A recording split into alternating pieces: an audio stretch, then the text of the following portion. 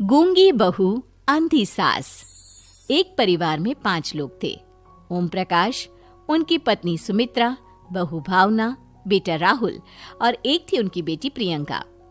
वैसे तो ओम प्रकाश और सुमित्रा के घर में सब कुछ ठीक ठाक था, लेकिन सुमित्रा की एक आदत थी। घर में कुछ भी गलत या सही हो तो वो किसी से कुछ नहीं कहती। और भावना स्वभाव की इतनी सीधी सादी थी कि अगर कोई उसके साथ गलत भी करता तो भी वो उसे कुछ नहीं कह पाती। इसी के चलते प्रियंका और राहुल घर में मनमानी चलाते रहते, क्योंकि घर को संभालने वाली औरतें इस तरह से रहती थी जैसे वो गूंगी और अंधी हो। माँ, मैं अपनी सहेलियों के साथ पिकनिक पर जा रही हूँ। ठीक है बेटा, चली जाओ। और मुझे आने में रात हो जाएगी, देर से ही आऊंगी मैं। अच्छा, कोई बात नहीं बेटा। अरे भावना, तुमको एक बार में समझ में नहीं आता क्या? नाश्ते में फिर से पराठे बना के रख दिए। कितनी बार तुमसे कहा है कि मेरे लिए ढंग का नाश्ता बनाया करो। ठीक है जी, आगे से ध्यान रखूंगी। अरे ये बहू से किस तरह से बात कर रहे हो तुम राहुल? अरे तो और क्या करूं पापा, इसको कही बात एक बार में समझ में ही नहीं आती। सुमित्रा, तुम अपने बेटे को समझाती क्यों नहीं? बहू से बात करने का ये क्या तरीका है? अरे जिसकी जैसी मर्जी आए करो, मुझे क्या। भावना बेटा, तुम भी तो कभी कुछ कहा करो। इस तरह क्यों सबकी बातें सुनती रहती हो? कोई बात नहीं पापा जी, सब ठीक है। रात को काफी देर तक प्रियंका घर नहीं आती और जब वापस लौट कर आती है तो एक लड़की के साथ बाइक पर बैठकर। सुमित्रा और भावना दोनों ही प्रियंका को लड़की के साथ देख लेते हैं। आज तो जोर से डांट पड़ने वाली है, लेकिन मैं डर क्यों रही हूँ? माँ तो सब कुछ देखकर भी अंधी बनी रहती है। और रही बात भाभी की, वो किसी को कुछ नहीं बताने वाली। कहने को भगवान ने आवाज दी है, लेकिन गूंगी है गूंगी। अरे प्रियंका बेटा, इतनी रात को कॉलेज से लौट कर आ रही हो? कहाँ गई थी तुम? पापा, वो सहेली के घर पर थी, पढ़ाई करने के लिए रुक गई थी। अच्छा, ठीक है, जाओ अपने कमरे में जाओ और सो जाओ। सुमित्रा ने अपनी बेटी को एक लड़की के साथ इतनी रात को आते देखकर भी उससे कुछ नहीं कहा और भावना ने भी इस बारे में किसी से कोई बात नहीं की। कुछ दिनों के बाद मामा जी का फोन आया था। उन्होंने प्रियंका के लिए कोई रिश्ता ढूंढा है। लड़के वाले उसे देखने आ रहे हैं। अरे मुझे नहीं करनी शादी वादी, किसी लड़की को बुलाने की कोई जरूरत नहीं है। ये तुम क्या कर रही हो प्रियंका बेटा? तुम्हारी शादी की उम्र हो चली है और तुम्हारे मामा जी ने बहुत अच्छा रिश्ता बताया है। पापा, अब जिद क्यों कर रहे हैं? और आप क्यों मेरी मर्जी के खिलाफ शादी कराना चाहते हैं? अरे माँ, इसको समझाइए ना। आपकी बेटी, आप तो बस चुपचाप सब कुछ होते हुए भी देखती रहती हैं। अरे तो क्या कहूँ, और मेरे कहने से क्या हो जाएगा? वैसे भी गलत क्या हो रहा है, सब कुछ सही तो है। भावना बहू, देखो तो प्रियंका हमारी बात नहीं समझेगी, लेकिन वो तुम्हारी हम उम्र है। क्या पता तुम्हारे कहने से उसे कुछ समझ में आ जाए। नहीं पापा जी, मेरे कहने से कुछ नहीं होगा। मैं प्रियंका को कैसे समझा सकती हूँ? वो ननद है मेरी, कहीं मेरी किसी बात का बुरा मान गई तो? सुमित्रा और भावना में से कोई भी प्रियंका को कुछ नहीं समझाता। इस बात से राहुल और ओम प्रकाश जी दोनों ही परेशान हो जाते हैं। और फिर जब लड़का प्रियंका को देखने के लिए आता है, मुझे आपकी बेटी बहुत पसंद है, मैं उसके साथ शादी करने के लिए तैयार हूँ। देखो, मुझे तुमसे शादी नहीं करनी, और ये बात जितनी जल्दी समझ में आ जाए अच्छा रहेगा। अरे तो फिर आप लोगों ने मुझे यहाँ बुलाया ही क्यों?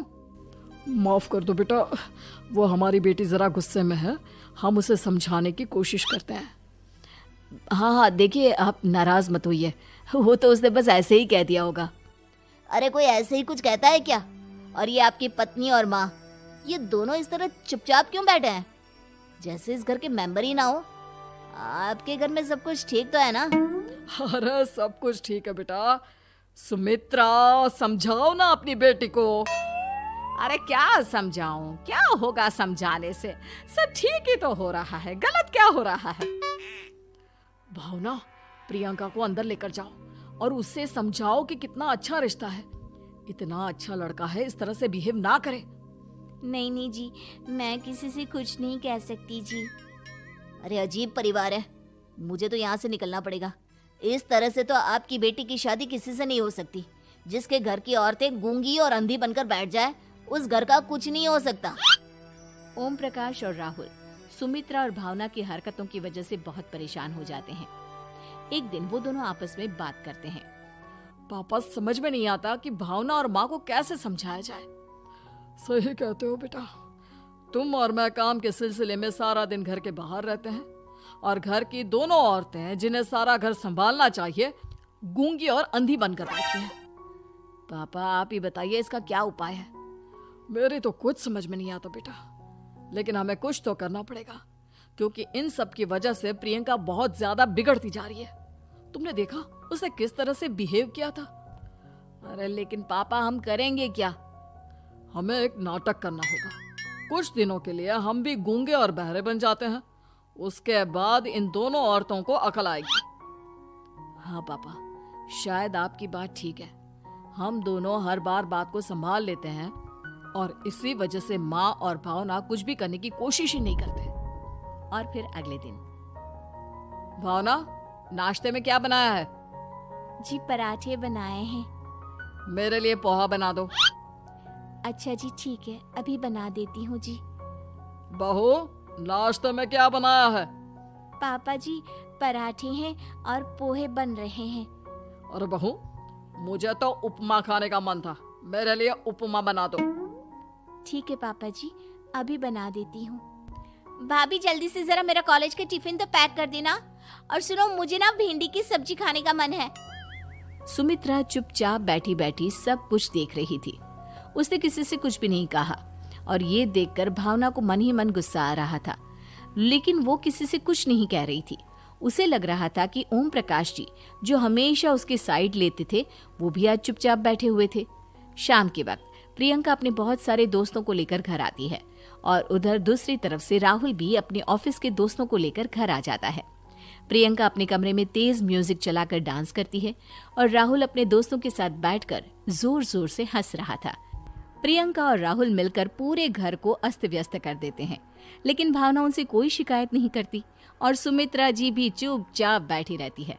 लेकिन भावना और सुमित्रा के अंदर का गुस्सा धीरे धीरे बढ़ रहा था। फिर रात को ओम प्रकाश और राहुल एक दूसरे से बातें करते हैं।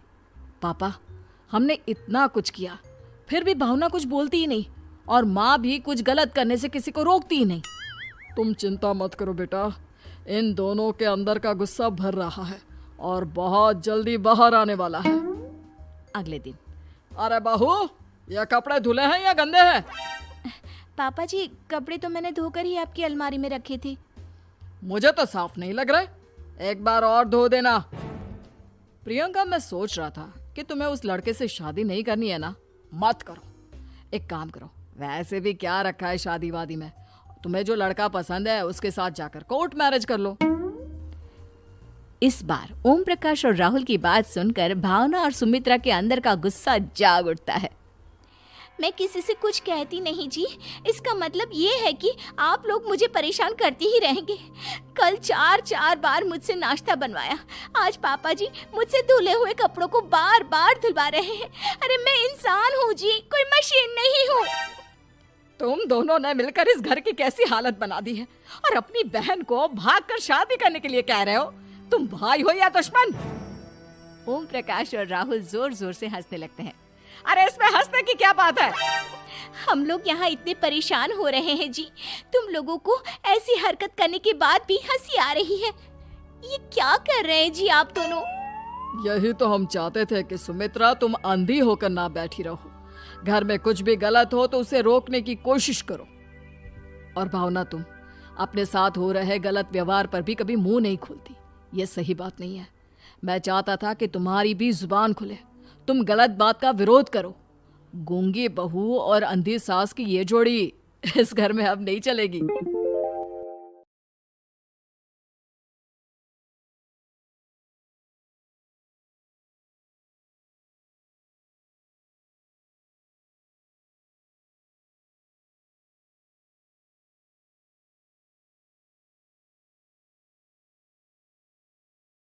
उम्मीद है कि आपको हमारी ये कहानी पसंद आई होगी।